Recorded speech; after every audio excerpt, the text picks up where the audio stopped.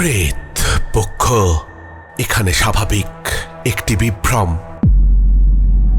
সকলকে স্বাগত জানাচ্ছি প্রেতপক্ষের 229 নম্বর এপিসোডে। আশা করি তোমরা সকলে সুস্থ আছো, ভালো আছো। আর আজকে শনিবার রাত 10টা বেজে গেছে। তোমরা সকলে হেডফোন কানে লাগিয়ে প্রস্তুত হয়ে গেছো ভয় পাওয়ার জন্যে।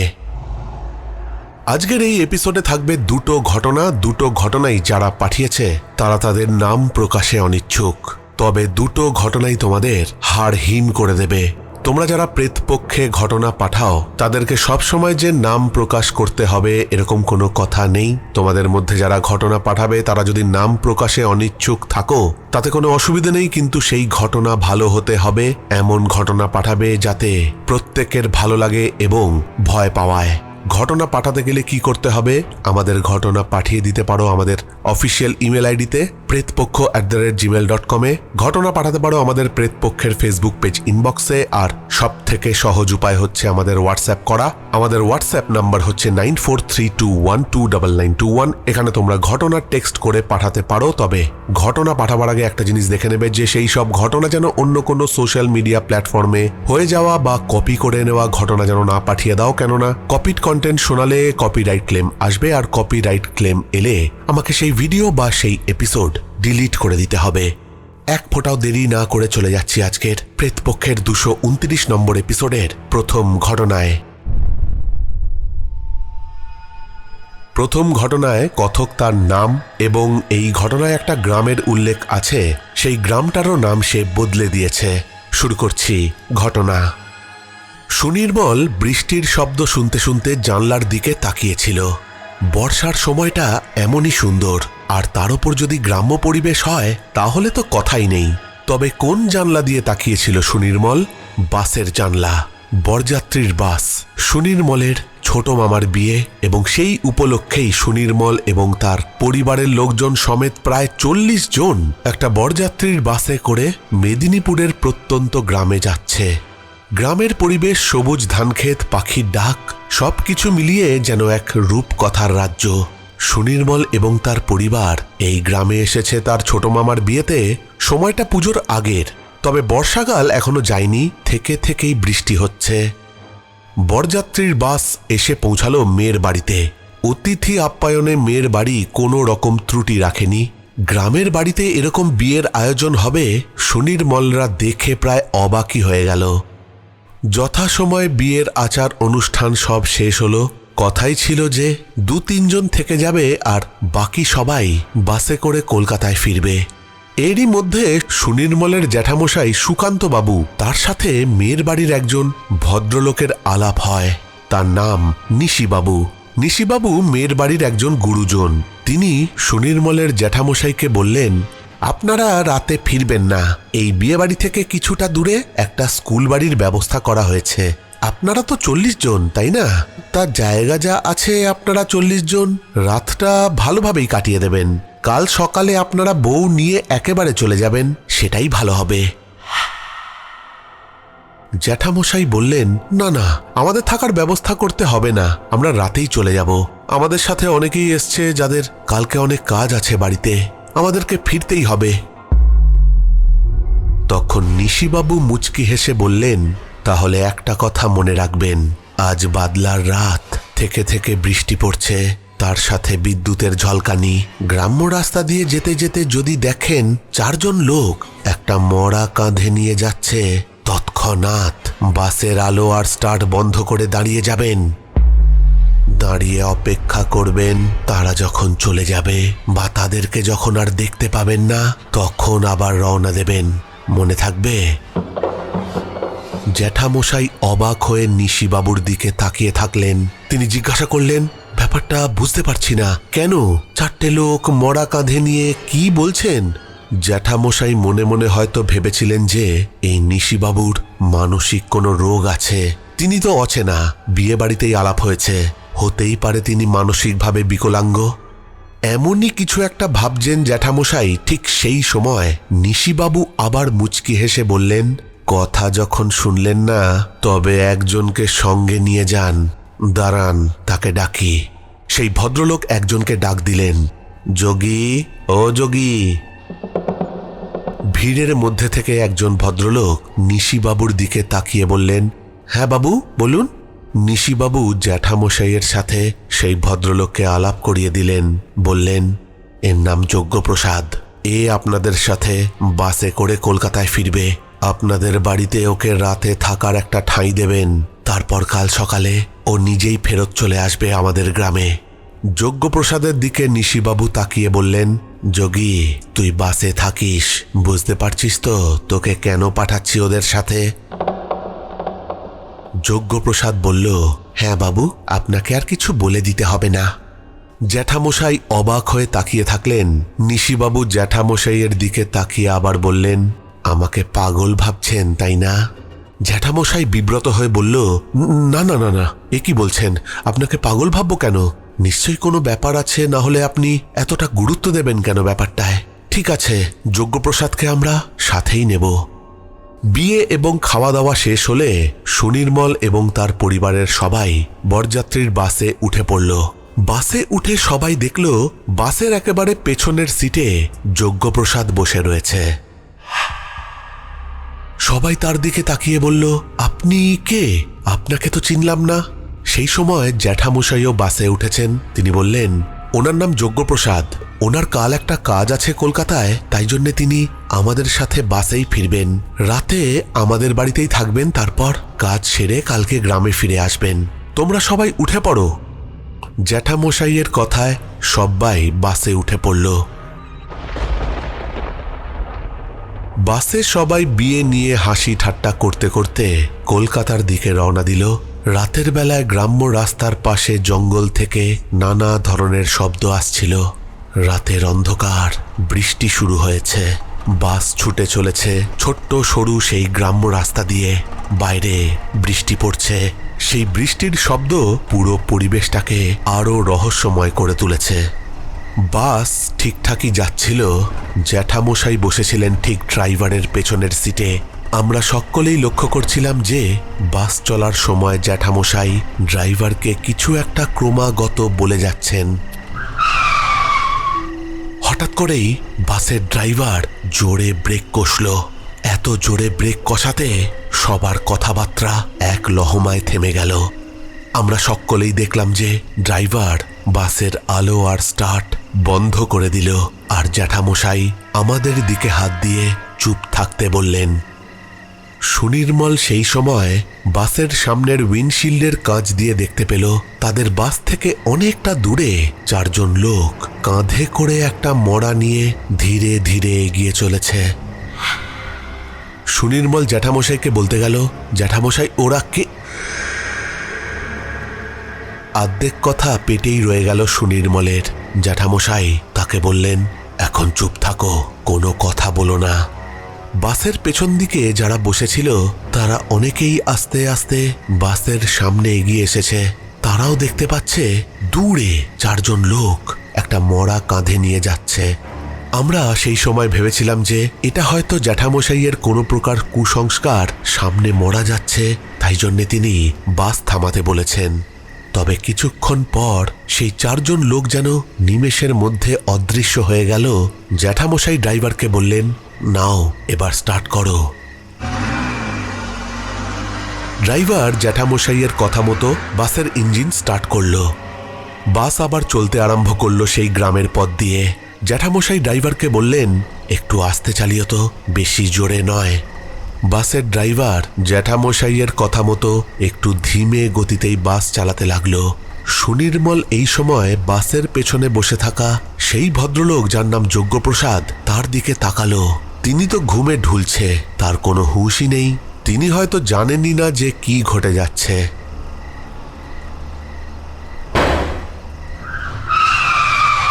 হঠাৎ করে বাসের চালে যেন একটা বড় ঢিল পড়ার শব্দ হলো।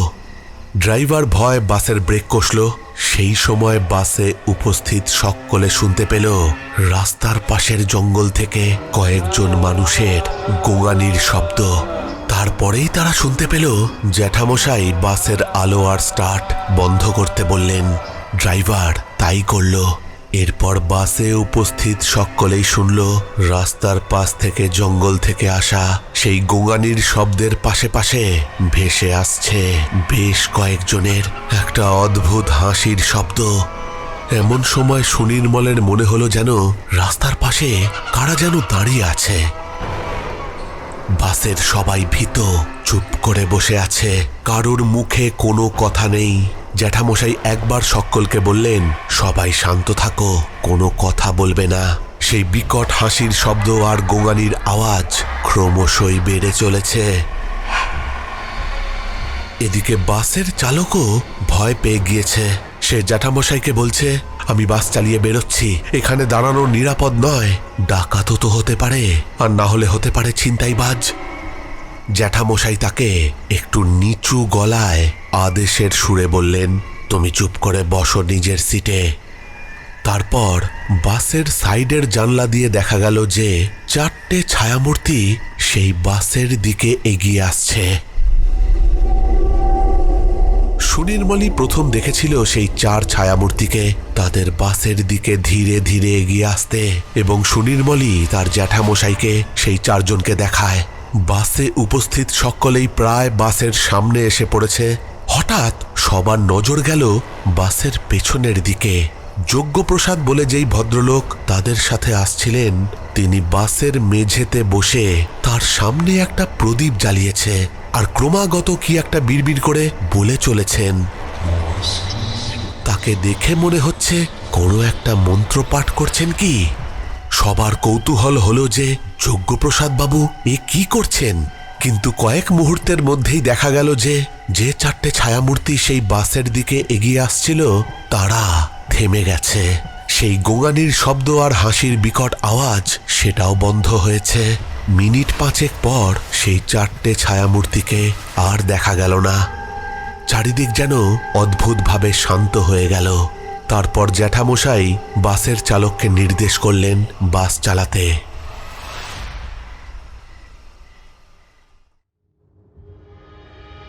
বাস যখন কলকাতায় এসে পৌঁছালো তখন প্রায় রাত 3টে বাজে।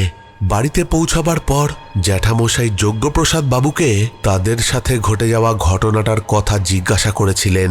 তিনি এও বলেছিলেন যে নিশিবাবুকে জিজ্ঞাসা করেছিলাম, কিন্তু তিনি কিছু বলেননি। আপনি নিশ্চয়ই এই ব্যাপারে কিছু জানেন। যজ্ঞপ্রসাদ বাবু যেটা বলেছিলেন সেটা ঠিক এই রকম। তিনি বলেছিলেন, আমাদের গ্রামে অনেক বছর আগে 4 জন লোক এমনই এক বাদলার রাতে তাদের পরিচিত একজনের মরা নিয়ে যাচ্ছিল এই গ্রামের রাস্তা দিয়ে। তারা শ্মশানে পৌঁছাবার আগেই নাকি তারা 4 জন একসাথে বিদ্যুৎ স্পৃষ্ট হয়ে মারা যান। তাদের অতৃপ্ত প্রেতাত্মারা আজও এমন বাদলার রাতে আমাদের গ্রামের পথে ঘুরে বেড়ায়। তারা শান্তি পায়নি, তাই জন্যেই হয়তো তারা এমনটা করে। জ্যাঠামশাই তারপর যজ্ঞপ্রসাদ বাবুকে জিজ্ঞাসা করলেন যে আপনি বাসের মেঝেতে বসে কি করছিলেন। উত্তরে যজ্ঞপ্রসাদ বাবু বলেছিলেন যে আমার বাবা আমাদের গ্রামের এক নামকরা তান্ত্রিক। আমিও তার কাছে অনেক কিছুই শিখেছি বা শিখছি। আমার মন্ত্র জানা আছে। এমন কোনো পরিস্থিতি যেখানে কিনা এমন অতৃপ্ত প্রেতাত্মাদের উপদ্রব ঘটে, তাদেরকে দূর করতে আমার মন্ত্র জানা আছে, সেটাই পড়ছিলাম। সুনির্মল এবং তার পরিবার সেই রাতের ঘটনা কোনো দিনই ভুলতে পারবে না। সেই দিনের সেই ভয়াবহ রাত যেন তাদের মনে গেঁথে থাকবে। কে বলতে পারে সেই দিন সেই রাতে নিশিবাবুর পরামর্শ এবং যজ্ঞপ্রসাদ বাবুর মন্ত্রই সুনির্মল এবং তার পরিবারকে রক্ষা করেছিল।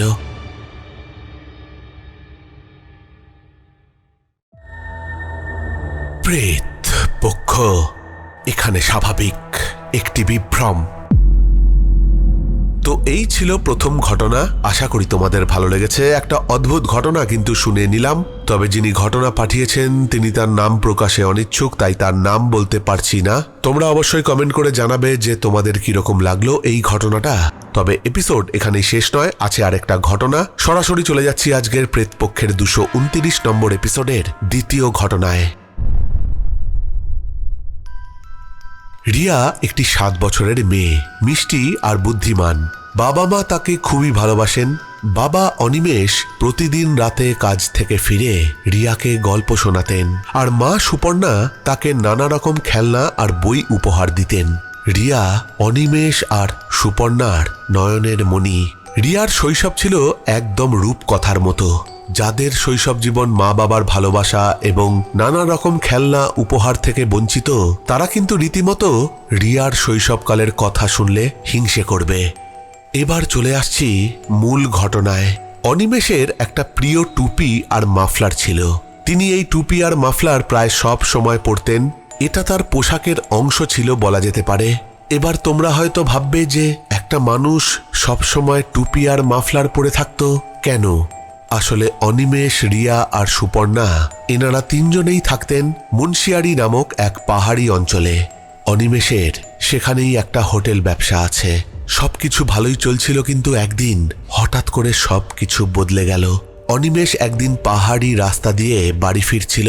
সময়টা ছিল বর্ষাকাল। তার গাড়ি হঠাৎ করেই এক দুর্ঘটনার কবলে পড়ে এবং অনিমেষের গাড়ি নিয়ন্ত্রণ হারিয়ে রাস্তার পাশের খাদে পড়ে যায় এবং তার মৃত্যু ঘটে। রিয়া আর সুপর্ণা যেন শূন্যে ভেসে যায়। তাদের জীবনে আনন্দ আর হাসিও যেন কোথায় হারিয়ে গেল। অনিমেষের মৃত্যুর পর রিয়া তার বাবার টুপি আর মাফলার একটা বাক্সে রেখে দিল। প্রতিদিন সেই বাক্সটা খুলে সে তার বাবার কথা মনে করে। সুপর্ণা রিয়াকে সান্ত্বনা দেওয়ার চেষ্টা করতেন, কিন্তু নিজের মনকেই শান্ত করতে পারতেন না। তার জীবনে যে এত দুঃখ আর কষ্ট নেমে আসবে তিনি হয়তো স্বপ্নেও ভাবেননি।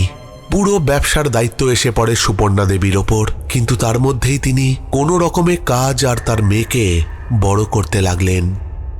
অনিমেষ বাবুর মৃত্যুর 1 বছর পরে রিয়ার জন্মদিন এলো। সুপর্ণা ঠিক করলেন যে তিনি রিয়াকে বিশেষ কিছু একটা উপহার দেবেন। শহর থেকে তিনি একটা সুন্দর টেডি বিয়ার আনিয়েছিলেন, কিন্তু তিনি জানতেন যে শুধু টেডি বিয়ারটা দিলেই হবে না। রিয়া বিশেষ কিছু আশা করছে, কেননা তার বাবা তার জন্মদিনে সবসময় কোনো না কোনো বিশেষ উপহার তাকে দিয়ে এসেছে। সুপর্ণা একটা পরিকল্পনা করলেন। তিনি অনিমেষের প্রিয় টুপি আর মাফলারটি বের করে সেই টেডি বিয়ারটাকে পরিয়ে দিলেন। রিয়ার জন্মদিনে তিনি সেই টেডি বিয়ারটা উপহার দিলেন তার মেয়ে রিয়াকে। রিয়া উপহারটি দেখে খুব খুশি হলো, কিন্তু তার মধ্যে একটা ভীতিও কাজ করলো। কিন্তু কেন সেটা সে বুঝতে পারল না।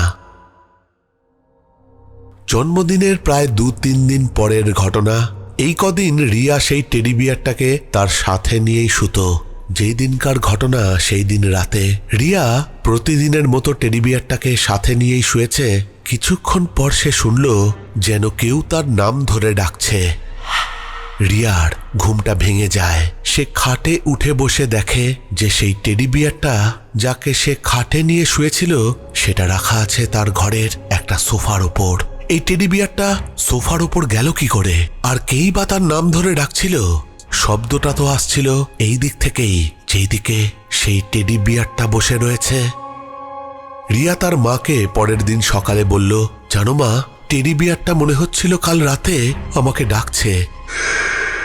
সুপর্ণা প্রথমে বিশ্বাস করেননি ব্যাপারটা। তিনি বললেন, কি বলছিস মা? এ আবার হতে পারে নাকি? টেডি বিয়ার কথা বলবে? তুই হয়তো স্বপ্ন দেখেছিস। রিয়া ভাবল সত্যি সে হয়তো স্বপ্নই দেখেছে। কিন্তু কয়েকদিন পর আরও কিছু অদ্ভুত ঘটনা ঘটতে থাকে রিয়ার সাথে। মাঝরাতের পর সে শুনতে পায় কেউ তার নাম ধরে ডাকছে। রিয়া রাতের বেলায় ঘুম থেকে উঠে দেখে তার সঙ্গে নিয়ে ঘুমানো সেই টেডি বিয়ারটি তার স্থান পরিবর্তন করেছে। সে এখন বসে আছে তার খাটের সামনের সেই সোফার ওপরে। রিয়া তার মাকে বলল যে এই টেডি বিয়ারটা সরিয়ে ফেলতে হবে। সুপর্ণা বুঝতে পারল যে কিছু একটা অস্বাভাবিক ঘটছে। মুন্সিয়ারিতেই থাকা একজন বড় মাপের সাধু বাবাকে সুপর্ণা চিনত। একদিন সকালে সুপর্ণা সেই সাধু বাবার কাছে গিয়ে তার মেয়ের সাথে ঘটা সমস্ত ঘটনা তাকে খুলে বলে এবং সুপর্ণার অনুরোধে সেই সাধু বাবা তার বাড়িতে আসে। সেই টেডি বিয়ারটাকে দেখে সাধু বাবা বলেন যে এই টুপি আর মাফলারটা কি আপনার স্বামীর? সুপর্ণা দেবী মাথা নাড়েন। সাধু বাবা সুপর্ণা দেবীর পুরো বাড়ি প্রদক্ষিণ করে এবং নানা ঘরে গিয়ে তারপর বসার ঘরে চুপ করে বসে তাদেরকে বলেন যে আপনার স্বামী ইহজগৎ ছেড়ে চলে গিয়েও যাননি, তিনি এই বাড়িতেই রয়েছেন। সুপর্ণা দেবী সেই সাধু বাবাকে বলে, তাহলে বাবা এখন উপায়? আমার মেয়ে তো রীতিমতো ভয় পাচ্ছে। সে যদি জানতে পারে যে তার বাবা তাকে ছেড়েও যেতে পারেনি, তাহলে সে তো আরো কষ্ট পাবে। সাধু বাবা সুপর্ণা দেবীকে বলেন যে মৃত মানুষের প্রিয় জিনিস তার মারা যাওয়ার পর বাড়ি থেকে সরিয়ে দিতে হয়। তুমি যেটা মনে করছো যে সেই টেডি বিয়ারের ওপর তোমার স্বামীর প্রেতাত্মা ভর করে সেই টেডি বিয়ারের ভেতর থেকে কথা বলছে, তাহলে সেটা ভুল ভাবা হচ্ছে। তোমার স্বামীর অতৃপ্ত প্রেতাত্মা সেই টেডি বিয়ারের স্থান পরিবর্তন করে তার উপস্থিতির জানান দিচ্ছে মাত্র। আর যেহেতু তার প্রিয় টুপি আর মাফলার সেই টেডি বিয়ারটার গায়ে পরানো রয়েছে, তাই জন্য সেটাকেই সে অবলম্বন করেছে যে সেটার মাধ্যমেই তোমাদের জানানো যে সে এখনো এই বাড়িতে রয়েছে, তোমাদেরকে ছেড়ে যেতে পারেনি। সাধু বাবা এরপর সুপর্ণা দেবীকে এই বিপদ থেকে বাঁচার উপায় বাতলে দেন। তিনি বলেন যে অনিমেষ বাবুর সমস্ত জিনিস, বিশেষ করে সেই টুপি আর মাফলার এই বাড়ি থেকে বিদায় করতে হবে, নচেত জ্বালিয়ে দিতে হবে। সুপর্ণা দেবী তাই করেছিলেন। অনিমেষ বাবুর ব্যবহার করা সেই টুপি, মাফলার এবং বাকি সব জিনিস সুপর্ণা দেবী একদিন কয়েকজন লোকের সাহায্যে পুড়িয়ে ফেলেন। আর তারপর থেকে তাদের বাড়িতে আর কোনো ভৌতিক ঘটনা আর ঘটেনি।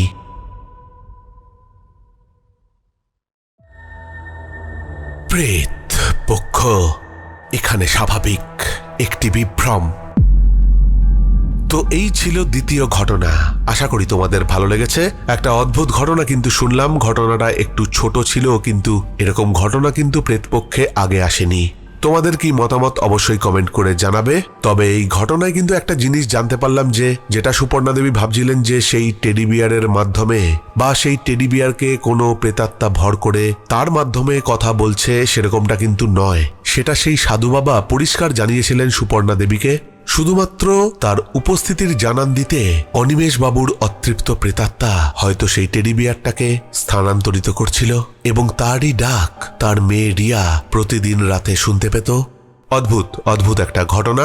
দুটো ঘটনার মধ্যে কোন ঘটনাটা সব থেকে বেশি ভয় পাইয়েছে অবশ্যই কমেন্ট করবে। চলে যাব একটু শাউট আউটের দিকে। কমেন্ট করেছে সোমা সাহা, অভিষেক মণ্ডল, সোনু সরকার লিখেছে দারুণ লাগলো, দুটো ঘটনাই সত্যি বলতে খুব ভালো লেগেছে আমার, আরো অনেক অনেক বিভিন্ন ঘটনা শুনতে চাই। কমেন্ট করেছে টিএন ট্রাম্প, টুম্পা দাস, জয়া বণিক লিখেছে কাল শুনতে পারিনি দাদা, কারণ কাল আমার শরীরটা ভালো ছিল না, তাই আজ সেই শূন্যস্থান পূরণ করলাম। কমেন্ট করেছে পেখম পাখি, তন্ময় মণ্ডল, মায়া সরকার, হিনা Sheikh, সৌজাত্য Ghosh, Soumyadip Mahanta, Pratanu Banerjee, Bidisha Mondal, Babai Das, Abhi studio, Ismail comedy, Lopamini vlog, Nabanita De লিখেছে খুব ভালো লাগলো ঘটনা দুটোই, অনেক শুভেচ্ছা রইল প্রেতপক্ষের জন্যে। সঙ্গীতা মজুমদার লিখেছে খুব সুন্দর লাগছে। এস জে ভ্লগ লিখেছে ভাই দুটো ঘটনাই খুব ভালো লাগলো, স্পেশালি ভাই তোমার কণ্ঠস্বর অসাম লাগে, আর আমাদের পরিবারের শান্তা আক্তার, মুন্নি আর নন্দিনীর ঘটনা অনেক অনেক সুন্দর, ধন্যবাদ। কমেন্ট করেছে সুদেশনা সিনহা রয়। রাকেশ নায়ার লিখেছে ডিয়ার রাজ, আমি ইউজুয়ালি প্যারানর্মাল চ্যানেল সাবস্ক্রাইব করতে ভালোবাসি না, বাট খুবই ভালো লাগলো আর সাবস্ক্রাইব করলাম তোমার চ্যানেলটাকে। All the best to you, regards Rakesh. Nasrin Khatun লিখেছে হাই দাদা, কেমন আছো? এমন বৃষ্টি ভেজা ওয়েদার আর তোমার ভয়েসে ঘটনা জাস্ট জমে যায়, লাভ প্রেতপক্ষ। সুতপা নাগ লিখেছে দুটো ঘটনাই বেশ ইউনিক ছিল, বেশ ভয়ের ছিল। আমি তো শান্তা আক্তার, মুন্নির আর নন্দিনীর পাঠানো ঘটনার দিন দিন ফ্যান হয়ে উঠছি। শেষের ঘটনাটা বেশি ভালো লাগলো। আমারও মনে হয় যে অপূর্বর বলে যাওয়া কথার জন্যে রোজি আন্টির আর বিয়ে হয়নি। কমেন্ট করেছে শ্যাডো ওয়ারিয়ার, স্বপ্ন নীলকর, ইতি ব্রহ্ম, নুপুরস লাভ, নন্দিনী দে। ঈশান দাস লিখেছে দুটো ঘটনাই দারুণ লাগলো। আমাদের পরিবারের শান্তা আক্তার, মুন্নি আর নন্দিনীর মতো যারা ঘটনা পাঠায় তাদের সবার ঘটনাই দারুণ, আর এদের ঘটনা জীবন্ত হয়ে ওঠে রাজদার কণ্ঠে। এই সব কটা কমেন্টই ছিল বাড়ির গাছ শুকাচ্ছে, অ্যাকোরিয়ামের মাছ মরছে, ঘরে অঘটন ও বিপত্তি, তোমার ঘরে কে, প্রেতপক্ষের 227 নম্বর এপিসোডকে উদ্দেশ্য করে। তাহলে আজকের মতো এখানেই শেষ করছি। ফিরে আসবো পরের সপ্তাহে নতুন কোনো ঘটনা নিয়ে। ততক্ষণের জন্য তোমরা সকলে ভালো থেকো। Love you all, tata.